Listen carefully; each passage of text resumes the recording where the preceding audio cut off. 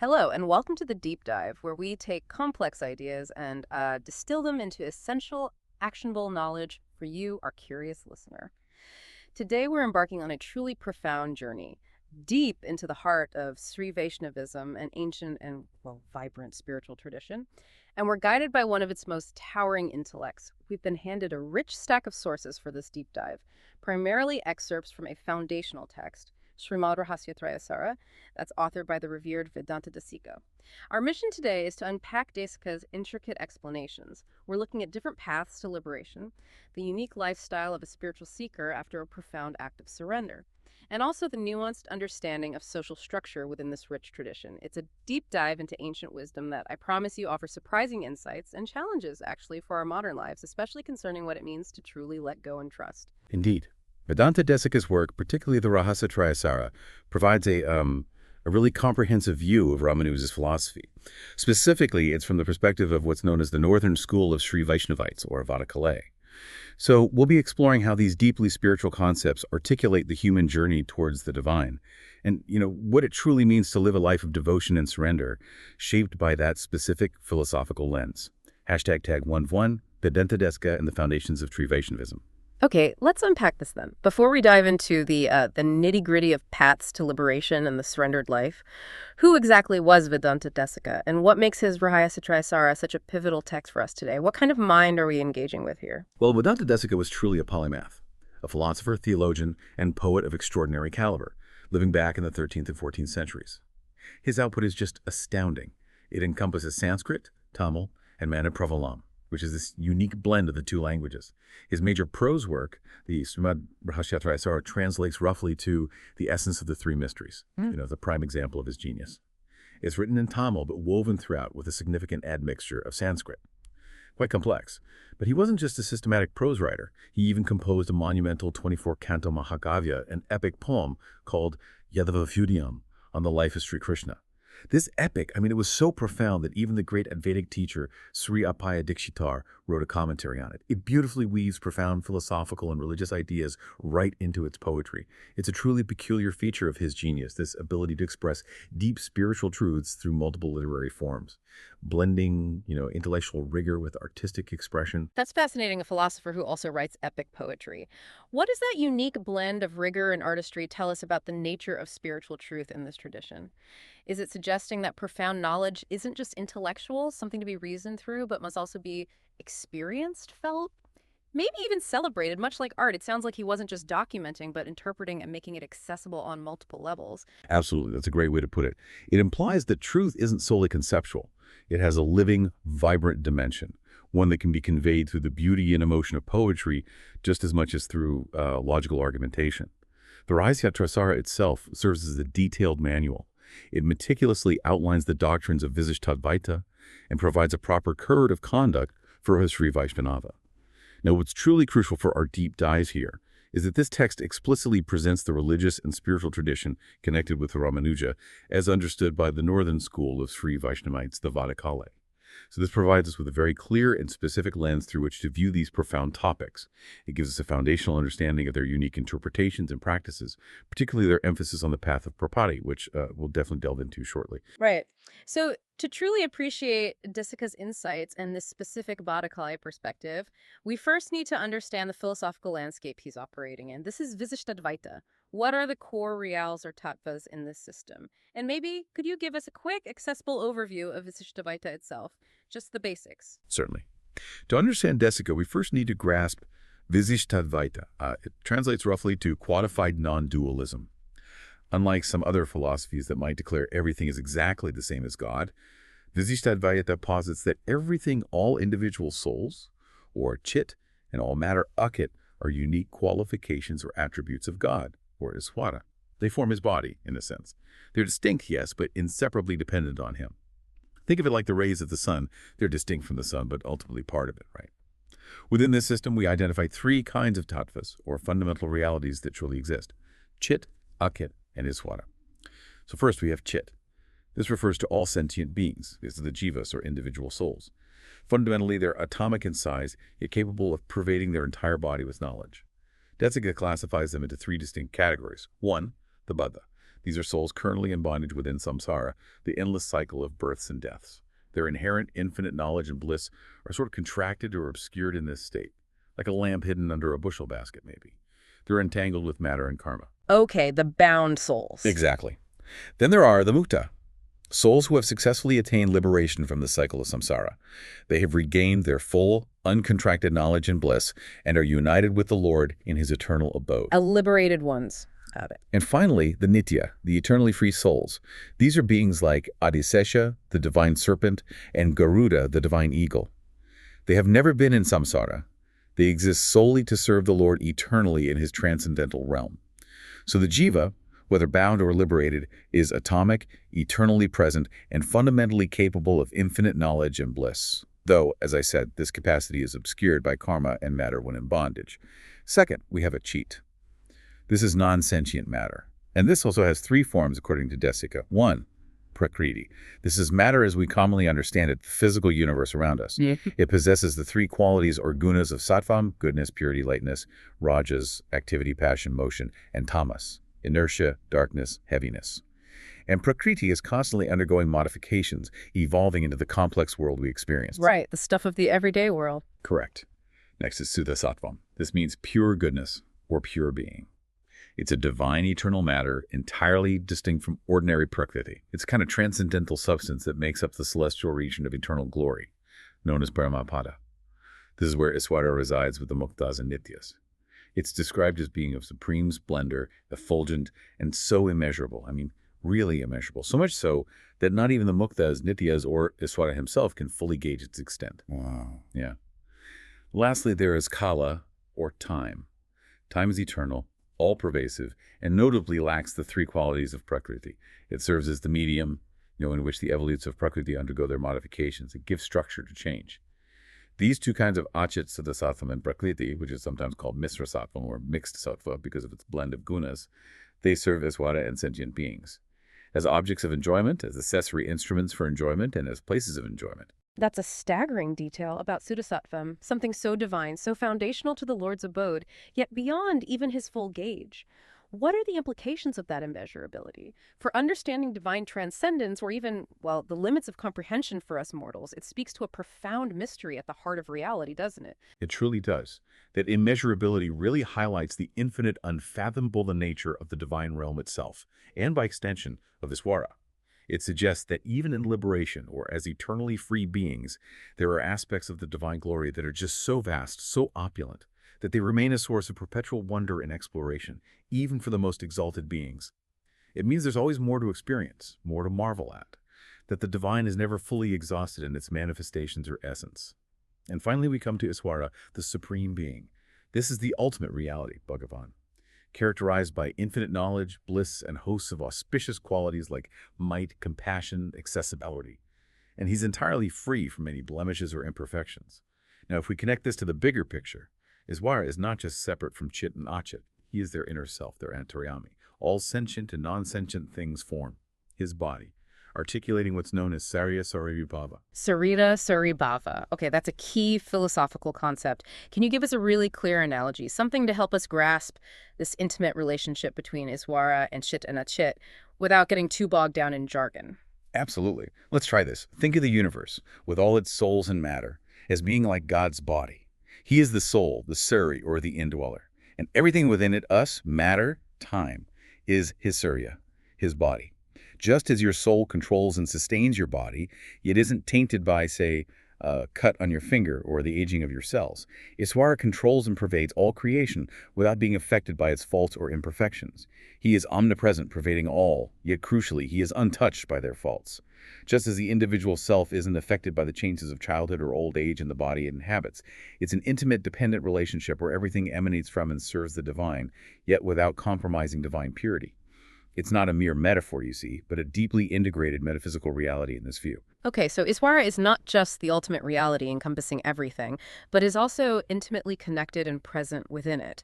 But what exactly is his role in the universe and in our individual lives? It sounds like an incredibly active and involved deity, not some distant clockmaker. Precisely. He is very active and deeply involved. Desika explains that Iswara is the singular cause of the universe, responsible for creating, sustaining, and destroying it. But importantly, this is not due to any karma of his own or some external obligation. It's rather as lila, or divine sport, divine play. This means his actions are purely for his own pleasure, a spontaneous outpouring of his being, not for the sake of any future gain or to fulfill any need he has. So it's almost like a divine artist creating for the sheer joy of creation, without expectation of reward or external motivation. Not a chore, but an expression of pure bliss. That's quite a different way to view creation than a purely utilitarian one. Exactly. It's a spontaneous outpouring, a playful act, rather than a necessity or some kind of karmic obligation. Even the destruction or dissolution of the world, known as samhara or pralaya, is considered a form of lila. It offers repose and rest to souls after the sins, troubles, and tribulations of life in samsara. He is considered both the material and instrumental cause. He evolves through his own attributes, chit and akit, without his essential nature ever changing. Now, this naturally raises an important question. If he causes creation purely as lila, how do we reconcile the suffering and happiness we see in the world? Is he playing favorites, or is it arbitrary? The answer, according to Desika, is that Iswara awards beings differently based on their beginningless past karma. Not out of any partiality or cruelty on his part. He makes them different because of their own accumulated actions, like a just judge, if you will. He doesn't create evil or suffering directly. Rather, he administers the consequences of the jiva's own free choices, made over countless lifetimes. Crucially, though, he is also the upaya. He is the means for us to attain moksha liberation, especially when we find ourselves utterly without any other upaya or means for attaining it. This accessibility, this readiness to help mortals cross samsara, is a key compassionate attribute of Iswara. He is ever ready to save. That notion of Iswara as the ultimate rescuer, the upaya, is incredibly comforting, especially for those who feel overwhelmed by their own spiritual inadequacy or maybe the weight of their past actions. It naturally leads us to explore how one might tap into that divine assistance. So Desika details two distinct paths to liberation, two very different ways to approach this divine ally. Let's start with bhakti yoga. This sounds like it demands significant effort. Right, we've laid a rich philosophical foundation here. Now, Desika delineates these two distinct paths to liberation. For someone approaching this for the first time, what's maybe the most surprising or counterintuitive aspect of these two journeys? Let's start by unpacking bhakti yoga. Well, the most surprising aspect, particularly from a modern sort of self-help perspective, might be the sheer rigor required for bhakti yoga, or conversely, the complete letting go and prapatti.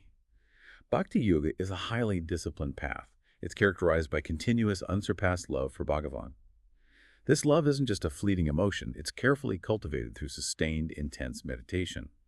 Often referred to as upasana or dhyana, it involves a steadfast and focused contemplation on the Lord's essential nature, his divine form, and his infinite auspicious qualities like his compassion, knowledge, power, and so on.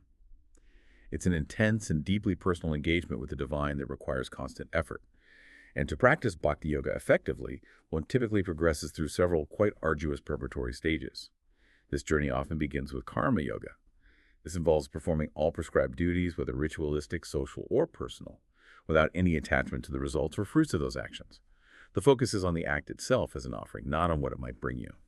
Following this, jnana yoga is cultivated. This is about gaining a clear, insightful vision of one's true self, the jiva, as distinct and separate from non-sentient matter, akit. This profound understanding of the self, realizing its inherent nature as a servant of God, is considered a fundamental prerequisite for the practice of bhakti. Furthermore, bhakti is profoundly aided by cultivating 7 specific virtues. Viveka, discrimination particularly in food, avoiding things that might cloud the mind. Vimokkha, freedom from passion or desire. Abhyasa, rigorous self-control and repeated practice. Kriya, performing good deeds. Kalyana, purity, patience, truthfulness. Anavasada, cheerfulness, freedom from dejection, and anutharsa, freedom from undue exaltation or pride. These are all essential components for purifying the mind and making it conducive to true, unwavering devotion. It sounds like a spiritual marathon, truly. I'm just imagining how challenging that would be in today's fast-paced world. Even just maintaining that discrimination in food you mentioned. Has this rigor always been a point of contemplation for seekers? It requires significant self-discipline and mental clarity, not just, emotional devotion. Absolutely. The rigor has always been acknowledged. It's why many traditions emphasize it as a path for those with immense inner strength and, frankly, dedicated time. Bhakti itself is described as developing in 3 distinct stages. Para Bhakti, the initial stage of intense devotion and longing. Then Prajnana, a state of profound knowledge and realization of the Lord, where his divine qualities become almost palpable. And finally, Parama Bhakti. This is the highest form of love, so intense it eventually leads to something akin to a direct visual perception of Bhagavan himself. Now, the efficacy of Bhakti Yoga is significant. It's said to destroy all past karma, with one crucial exception, the Prarabdha karma. This is the portion of past karma that has already begun to bear fruit in this current life. Like an arrow that has already been shot and is in flight, it has to reach its target. This is a very important distinction to remember. That's a crucial point of divergence right there. Not all karma is immediately destroyed. So what about who can actually practice this demanding path? Are there any specific requirements or limitations? Does that make it inaccessible to some? Traditionally, yes. Bhakti Yoga, as meticulously described in the Upanishads, was generally considered suitable for the three higher castes. This reflects its demanding nature, its reliance on specific Vedic injunctions and rituals that required, well, specialized knowledge, and the rigorous intellectual and ritualistic preparation it required. It was seen as a path requiring a certain social and educational foundation within that traditional framework, which unfortunately made it exclusionary to a significant portion of society, including women and those of lower castes, generally speaking. Okay, now let's turn to prapati, or self-surrender. Desika emphasizes this as a powerful alternative, particularly for those who find the rigorous, multifaceted path of bhakti yoga challenging, or maybe even impossible. What is its core principle, and how does it fundamentally differ in its approach to liberation? This sounds like where the Vadakalai school really shines in its distinctiveness. You're absolutely right. This is a cornerstone of the Vadakalai perspective, as presented by Desika. The central idea of prapati is rooted in the profound realization of one's incapacity. That is, one's utter inability to perform the prescribed rites and duties, or to undertake the demanding self-effort required for expiating sins or attaining moksha through personal endeavor alone. Therefore, instead of striving through personal effort, the seeker surrenders completely. They ask the Lord himself to be the sole means, the upaya, for their liberation and for the expiation of their sins. It's a profound and, well, radical shift from relying on human endeavor to placing complete and utter dependence on divine grace. So it's about shifting the burden entirely to the divine, acknowledging one's own limitations and entrusting everything to a higher power. That sounds incredibly liberating, but also potentially difficult in its own way to let go so completely, especially for a modern, action-oriented individual. How does Desika guide someone to overcome that ingrained human tendency to do rather than simply surrender? That's a crucial psychological hurdle, isn't it? And Desika addresses it by emphasizing the profound karpanyam, the sense of helplessness, which is not about weakness, mind you, but a clear-eyed assessment of one's true capacity relative to the infinite task of liberation. It's about recognizing that ultimately, only the Lord has the power and grace to grant moksha. The guidance of an acharya, a spiritual teacher, is absolutely paramount here. The acharya doesn't just explain the philosophy. They help the seeker internalize the sense of incapacity and cultivate the unshakable faith needed for true surrender. And the implications of this act of surrender are immense. Unlike bhakti, which requires sustained, continuous practice over a lifetime or even lifetimes, prapati needs to be performed only once, typically under the guidance of an acharya. And one of the most striking differences, which Desika highlights as prapati's superior potency, is its capability of destroying even prarabdha karma. That's the karma already set in motion and bearing fruit in this life. This is a crucial distinction, as bhakti yoga, as we just discussed, does not destroy this specific category of karma. Right, that's huge. It is. Furthermore, prapati is capable of securing moksha at the end of this very life, a more immediate outcome compared to the long-term journey of bhakti. And what's truly fascinating, and a major emphasis in Desika's teachings, a key tenet distinguishing the Vadakalai school, is the universal access prapati offers. He explicitly states, and this is a powerful message of spiritual egalitarianism, that prapati is open to all castes and both sexes.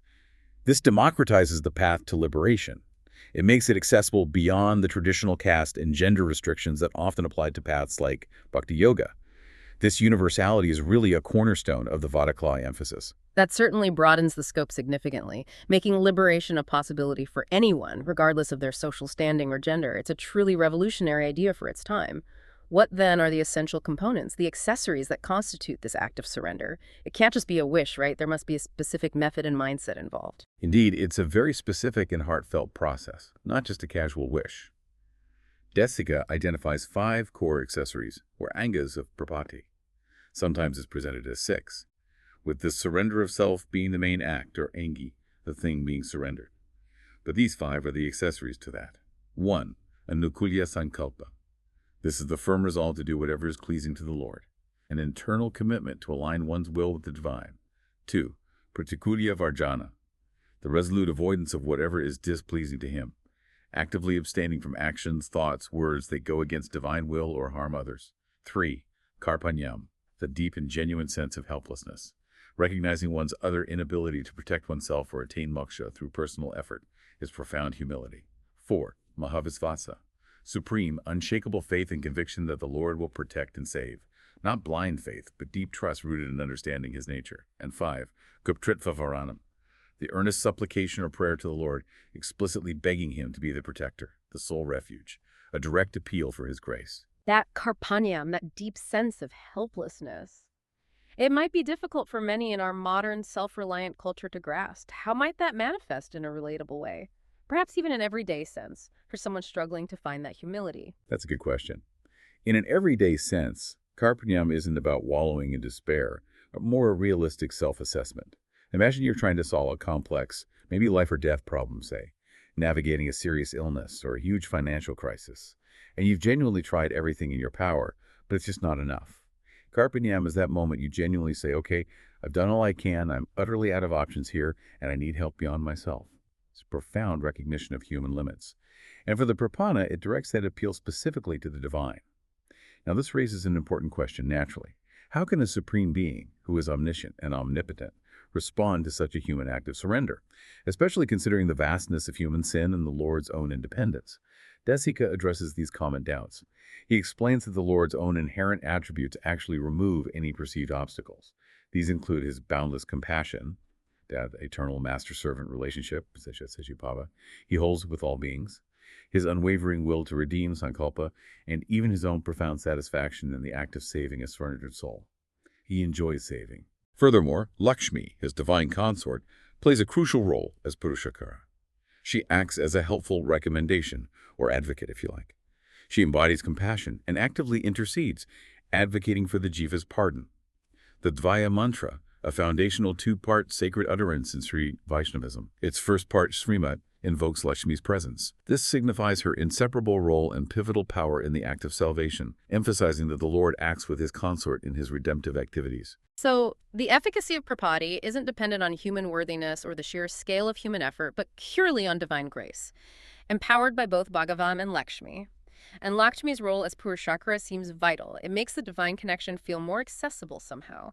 Does her intercession make the Lord more inclined to forgive, or does it simply highlight his inherent compassion in a way we can better understand? It's more the latter, I would say. It highlights and facilitates his inherent compassion.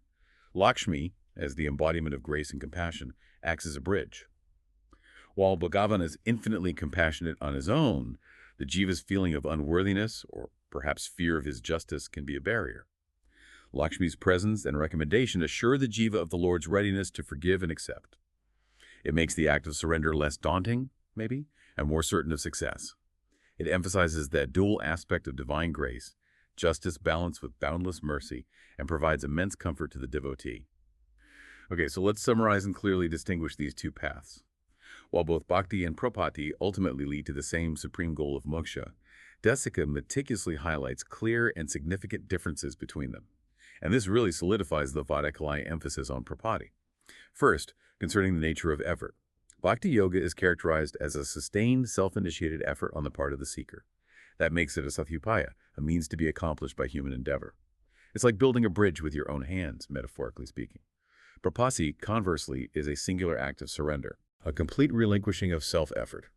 Here the seeker asks Iswara, who's considered the siddhopaya, the already existent, ever ready and perfected, mean to be the sole deliverer. It's a fundamental difference in who is ultimately responsible for the journey, you or the divine. Big difference. Second, in terms of karma destruction, bhakti is effective in removing all past karma except prarabdha karma, the karma already set in motion and yielding fruits in the current life. As we said, like an arrow already shot, it must run its course. That's a significant limitation, right? Prapati, however, is presented as having superior potency, capable of destroying all karma, including prarabdha. This means Prapati offers a more complete and immediate absolution from karmic consequences, a clean slate in that regard. Third, regarding the time to moksha, bhakti is typically described as a long-term, arduous path, often requiring multiple lifetimes of dedicated practice and purity to achieve liberation. Prapati, on the other hand, is capable of securing moksha at the end of this very life. It presents a more direct and accelerated path to liberation. Fourth, in terms of eligibility. As we discussed, bhakti traditionally had caste and gender restrictions, limiting its practice primarily to the three higher castes due to its reliance on Vedic rituals and knowledge. Prapati, however, is emphatically stated by Desika to be open to all castes and both sexes. This universality is a major defining emphasis in Desika's teachings and a key tenet of the Vadakali school, offering spiritual accessibility to everyone, regardless of social status. Finally, concerning auxiliary rites. While Bhakti Yoga involves a complex array of preparatory and complementary rites, Prabhati fundamentally implies akinchanaya, a deep sense of destitution, recognizing one is utterly without any other means, and anyagatisva, having no other goal or refuge than the Lord. Although a Prapana continues to follow scriptural injunctions, nitya daily, and naimittika, occasional rites, these are performed not as angas or essential components of Prapati itself, but rather as divine commands, as acts of loving obedience and gratitude to the Lord who has already secured their moksha. Prapati, in its essence, operates independently of these. It relies solely on the Lord's grace. It truly sounds like Prapati is presented as a more direct, universally accessible, and perhaps swifter path to liberation, especially for those who feel incapable of the demanding self-effort of Bhakti Yoga. This really differentiates the two paths quite clearly. So if one embraces this path of utter surrender, this Prapati, what does that mean for their daily life, their conduct, their worldview? How does one live knowing their liberation is secured but still existing in the world? Right. Having made this profound act of Prapati, of utter surrender, what does Vedanta Desika say about the daily life and conduct of such an individual? A Prapana. It can't be a spiritual free pass where one simply sits back, surely. There must be a way of living that reflects this deep commitment and gratitude. Hashtag the Prapana's code of conduct. That's absolutely correct. It's not a free pass at all, not in the slightest. Desika dedicates a significant section of Rahaysa Traya to the manner in which one should conduct oneself after Prapati. The Prapana is expected to live a faultless life, meticulously adhering to the sastras, the scriptural injunctions, until the very end of their physical body. Now, this adherence isn't about earning moksha anymore. That's already secured by the act of surrender. Rather, it's about living in complete accordance with the Lord's will. Out of gratitude, devotion, and a deep understanding of their relationship as a servant, Sesha, to the Lord, Seshi. What's truly fascinating here is Desika's insistence on the continuation of nitya and naimittika rites. These are the daily and occasional duties prescribed by the scriptures. For example, nitya rites might include daily prayers like Sandhya Vandanam for Brahmins, or simply daily devotion and contemplation for others. Naimittika rites might be performing specific ceremonies on auspicious occasions, like festivals or eclipses. The Prapana, much like the Bhakta, must continue to perform these. But the critical distinction lies in their motivation. They are not performed as a means to moksha, nor for social recognition or to accrue merit. Instead, they are performed simply because they are divine ordinances, direct commands from God himself, revealed through the Srutis, Vedas, and Smritis, sacred texts like Puranas, Dharmasastras. Desika unequivocally states that their non-performance would constitute disobedience to God and would incur punishment from Bhagavan. So this highlights that surrender doesn't negate duty. Rather, it profoundly redefines its purpose, transforming acts of obligation into acts of loving obedience and gratitude. So it's definitely not a free pass. It's a complete reorientation of one's entire life around divine command and living as an expression of gratitude for the grace received. That's a powerful transformation of intent. Could you elaborate a bit on what some of these nitya and naimittika rites might practically entail for a prapana in their daily life, beyond just prayers? And crucially, how does this redefinition of purpose manifest emotionally or spiritually for the prapana? Is it a lighter burden or maybe a deeper joy? Good question. Beyond daily prayers, nitya rites could extend to things like regular study of sacred texts, maintaining personal and environmental cleanliness, engaging in acts of devotion like chanting or singing hymns. Naimittika rites might involve participating in temple festivals, observing specific fasts related to holy days, or performing ancestral rituals at prescribed times. For the prapana, the emotional and spiritual manifestation of this redefinition of purpose is profound. It's certainly not seen as a burden. It becomes a source of deeper joy and fulfillment. The actions are no longer driven by anxiety about the future or a need to earn salvation. They're driven by spontaneous love and gratitude. Each action becomes an offering, an expression of their deep connection to the Lord, knowing that their ultimate destiny is secure. It transforms a should-do into a want-to-do out of love. Very different feeling. Hashtag tag mental and spiritual disciplines, absolutely. And the Prapana is called to a continuous inner discipline as well. They should constantly reflect on Bhagavan and his auspicious attributes, his infinite knowledge, power, compassion, accessibility, beauty, seeking to deepen their understanding. This isn't a one-time intellectual exercise, you see. It's an ongoing process of spiritual contemplation and meditation, allowing their mind to be saturated with the divine. They are also encouraged to cultivate the companionship of other Bhagavatas, those solely and exclusively devoted to the Lord, as this association is considered vital for mutual spiritual growth and support.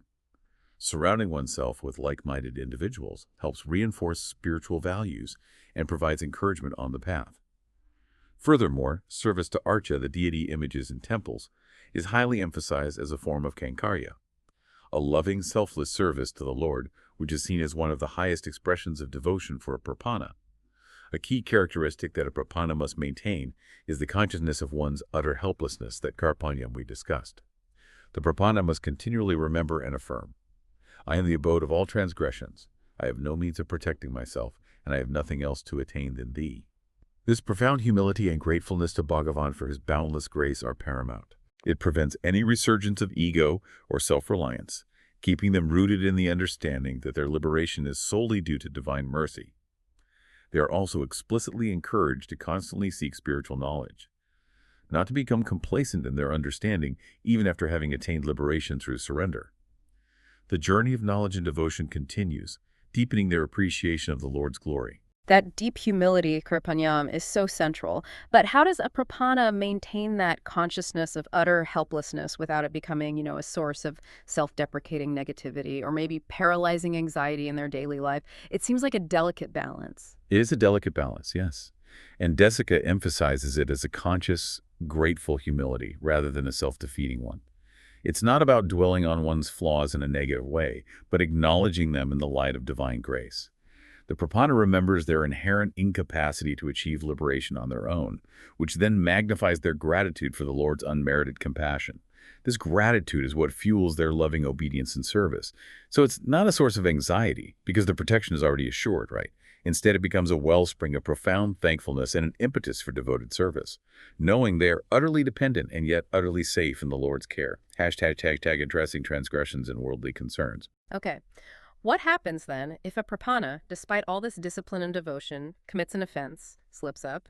Is the promise of moksha jeopardized, or is there a system for atonement in dealing with human failings? Desika acknowledges that even a Prapana, being in a physical body in this world, is not entirely immune to human failing.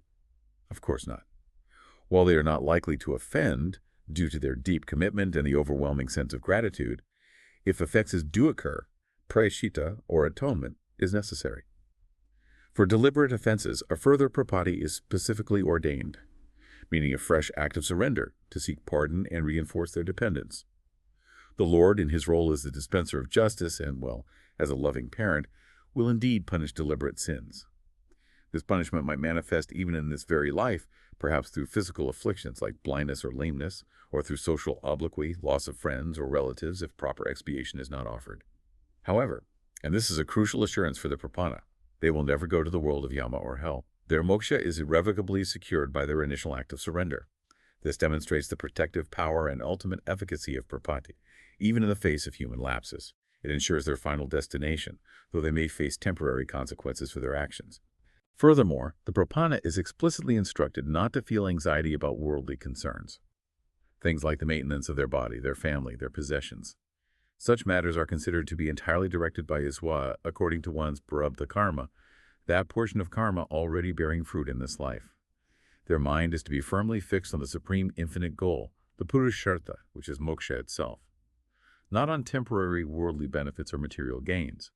Indeed, Desika explains that if a Prapana does happen to desire minor benefits like wealth or worldly success, Iswara, as their ultimate well-wisher and the one who knows their true good, may in his wisdom not grant them, knowing that these are not for their ultimate spiritual good.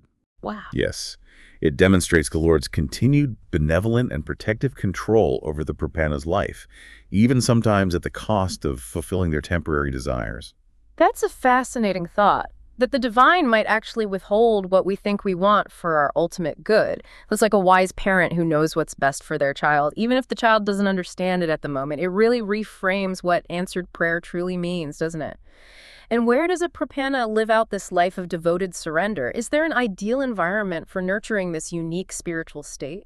Desika provides clear guidance on this as well. The ideal residences for a Prapana are places inhabited by Bhagavatas, other pure devotees who share the same spiritual aspiration and commitment, or holy places where Bhagavan is worshipped in temples. Srirangam, for instance, a revered temple town in South India, is specifically cited as a place where sattva, goodness and purity, is predominant and therefore highly conducive to spiritual life. This communal aspect, living among like-minded devotees, is seen as highly supportive and vital for their continued spiritual journey. It reinforces the idea that this is not necessarily a solitary path, but one often embedded within a community of faith that nurtures and protects their spiritual focus, reminding them of their chosen path and the Lord's grace. Okay, our deep dive today also looks at the role of caste within these spiritual traditions, which is, let's face it, a sensitive and often complex topic. From Desika's Vadakalai perspective, what are the caste rules? And crucially, how do they interact with spiritual paths like Prapati, which, as we heard, is emphatically open to all? This seems like a potential point of tension or maybe even paradox for a modern listener. Hashtag, tag, tag, spiritual equality versus social conduct. It certainly raises an important question, and Desika's view is indeed nuanced. It reflects a complex balance between spiritual truth and social order that is characteristic of the Vadakalai approach he represents. While Prapati itself is explicitly stated to be open to all castes and both sexes, unequivocally highlighting spiritual equality in the path to liberation, meaning anyone can surrender and attain moksha. The tradition, as interpreted by Desika, maintains a distinction regarding outward social conduct. He emphasizes that auspicious qualities which carry esteem do not arise from caste, and that suras, devotees of Bhagavan, regardless of their birth, should be as much esteemed as Brahmins. This means that the inner virtue of being a sincere devotee and the ultimate fruit of moksha are common to all, irrespective of birth. The spiritual merit of devotion transcends caste, creating an internal spiritual equality. However, Desika also carefully states that when a member of one caste is praised as being of another caste, it is to state that he should be esteemed as such at heart. But social conduct is regulated by special rules governing it. This means that while spiritual devotion can elevate an individual to the highest regard internally, outward social conduct and duties, as laid down in the sastras, are still expected to be observed according to one's birth caste. He illustrates this with the example of Vidura, a wise and devout figure in the Mahabharata. Despite his divine qualities and profound wisdom, Vidura performed marriages and lived in accordance with his caste rules. And Sri Krishna, the Supreme Lord himself, accepted food from him without any issue. This indicates a recognition of both spiritual merit and an established social order. It suggests that spiritual advancement does not automatically dissolve all existing social obligations or distinctions in daily life, according to this view. That's a very clear articulation of a nuanced position. But, to a modern ear, this distinction between inner spiritual equality and outer social obligation can feel quite jarring, maybe even contradictory. How would Desika himself address the potential tension or critique that this might appear to reconcile spiritual truth with inherited social inequalities? Well, Desika would likely argue that these social distinctions are not arbitrary human constructs, but rather divine ordinances. Part of the cosmic order established by Iswara for the smooth functioning of society within samsara, within the cycle of birth and death. From the Vadakalai perspective, he champions adhering to one's dharma, one's prescribed duties according to one's station, is itself an act of obedience to God. Even if the ultimate spiritual goal is universal, he would clarify that the spiritual path of Prapati transcends these distinctions, meaning moksha is accessible to all, full stop. The social rules, however, pertain to one's earthly existence and daily interactions, which is still governed by the divine order, as he sees it. So it's not a contradiction for him, but a careful delineation between the spiritual realm of ultimate liberation and the temporal realm of social structure, both of which are ultimately under divine purview. The emphasis is on spiritual liberation for all while maintaining an ordered society, seeing both ultimately as divine commands. Hashtag importance of sastras and avoidance of the wicked. Precisely. And the sastras are presented as the true guide for a prapana in this life. even after liberation is secured. Desika warns against disregarding these rules. He notes that a Brahmin who lapsed from the conditions suitable to him by not following prescribed duties would meet with censure. Conversely, those from other castes who acquire higher virtues through their devotion and adherence to their own dharma would be highly extolled. This reinforces the idea that one should strive to uphold the virtues associated with one's position while aspiring to universal devotion, rather than abandoning prescribed duties, as all duties, when performed as an offering to God, contribute to spiritual purity in this framework. The emphasis is on maintaining an appropriate code of conduct within one's social framework, whatever it may be. And in connection with proper conduct, Desika also strongly advises against association with heretics, rationalists, or those who vilify Vishnu's devotees.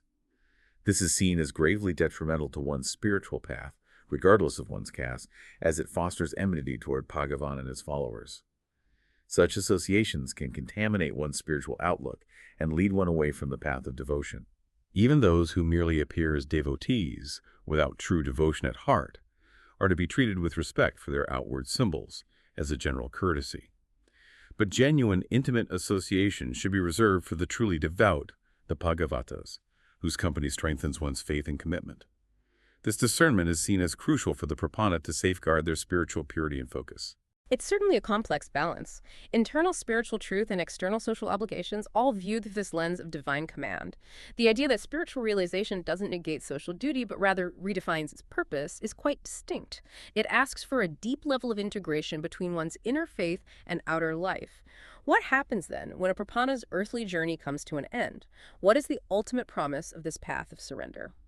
Right, as we near the end of our deep dive, let's explore the ultimate promise of Prapati, the journey of the liberated soul. What does Desika describe about a Prapana's departure from the body and the path to final liberation? It's the culmination of everything we've discussed, isn't it? The ultimate destination after a life of surrender. Hashtag the departure and the path to Vaikuntha. Yes, it is. For the Prapana, having made that profound act of surrender, the time and manner of death are truly of no consequence. Their moksha is already assured by the Lord's grace. Desika explains that the Lord himself ensures that, at the time of casting off the body, the Prapana is in full possession of their intelligence and is granted a direct vision of Bhagavan. There's no need for self-effort to remember God in their last moments, no anxiety about their state of mind. This final crucial remembrance and vision are granted by divine grace. It's a testament to the efficacy and protective power of their earlier surrender. What's fascinating here is the detailed description of the soul's journey after leaving the body. The Lord himself guides the liberated self through a shining path of light, famously known as Devayana or Arkaradi Marga, the path of light. This path isn't just metaphorical. It's described as being illumined by Arcus, fire or light, by day, by the bright half of the month, and by various benevolent deities like Vayu, wind, Surya, sun, Chandra, moon, and lightning, who act as guides and escorts along the way. This journey eventually leads to Vaikuntha, the Lord's eternal abode, that realm of pure Sudasattva. As the self traverses this divine route, it crosses the mystical river Viraja, symbolically shedding all remnants of Prakriti or material nature, including any lingering karmic traces from its earthly existence. A final purification. Exactly. Upon crossing, it receives a supersensuous body, one not made of mundane matter but of pure Sudasattvam itself, a body of divine form, splendor, and fragrance. It is then joyously welcomed by 500 celestial damsels, Saras and other celestial beings. They adorn it with divine garments, garlands, fragrant powders, preparing it for its ultimate union with the Lord. So the journey is divinely orchestrated, leading to a profound union and transformation, where the very body of the liberated soul is transmuted into something transcendent. It sounds like an ultimate homecoming. Hashtag eternal service and bliss and paramapada. Indeed, an ultimate homecoming and transformation. The self then enters the enchanting assembly in the hall set with gems, a place of supreme glory and divine splendor. It is received by the eternal Suris, the eternally free souls, who have always resided there in Vaikuntha, and is then led to the Lord's lotus feet. At this point, the Lord blesses the mukta, the liberated soul, with the grant of all desired services known as kainkaya. These are acts of loving, selfless service that the mukta yearns to perform eternally for the Lord, now enabled to attain their essential nature in a fully manifest form, free from all previous limitations and contractions of knowledge they experienced in samsara. This state is sayuja. It denotes an equal enjoyment of bliss with Bhagavan. Importantly, Desika affirms there are no degrees of bliss among the muktas once they attain this ultimate state. all enjoy the same perfect unalloyed bliss. Though their specific Kankarya, their service, may differ according to their unique natures and desires, it's a state of eternal, unceasing joy and dedicated service. A truly powerful vision of eternal joy and service, a culmination of the surrender path where one finds ultimate freedom and fulfillment not in solitary existence, but in constant loving devotion and service. What does this all mean for us? Our understanding of devotion and our own journeys, whether spiritual or secular, as we navigate a world that constantly asks for our effort. Hashtag outro. Wow. What a journey we've taken through the profound teachings of Vedanta Desika. We've seen the rigorous, demanding path of bhakti yoga requiring immense self-effort, and then this universally accessible, supremely potent path of prapatti, or self-surrender, where the Lord himself becomes the means to liberation. We've also explored the disciplined, devotional life of a prapana, continuing duties as divine commands out of gratitude and love while maintaining an unshakable faith in the Lord's grace. And we've tackled the nuanced understanding of caste within this Vadakalai tradition, acknowledging profound spiritual equality in the path to moksha while adhering to prescribed social codes as divine ordinances for temporal life. Absolutely. This deep dive into Rahaysa Traya offers a truly comprehensive vision of a life dedicated to the divine, emphasizing both personal discipline and the overwhelming transformative power of divine compassion and grace. It's a testament to the idea that liberation is attainable for all who sincerely seek it, often through paths that value humility and utter dependence on a higher power, rather than solely on self-effort. This Vadakalai perspective, meticulously laid out by Desika, paints a very clear picture of how to approach the divine, offering certainty and immense comfort to the surrendered soul. It certainly challenges us to consider our own relationship with effort and surrender, doesn't it? And it leaves us with this provocative thought for you, our listener. In a world that constantly pushes us towards self-reliance, individual achievement, and taking sole responsibility for our outcomes, what does it truly mean to embrace the concept of complete surrender? To place the burden of our ultimate well-being entirely into the hands of a higher power? How might that reshape not only our spiritual lives, but our daily experience of striving, potentially bringing a unique sense of peace or purpose? Thank you for joining us on the deep dive. We hope this exploration has given you a richer understanding and perhaps sparked new questions for your own journey. Until next time, keep digging deeper.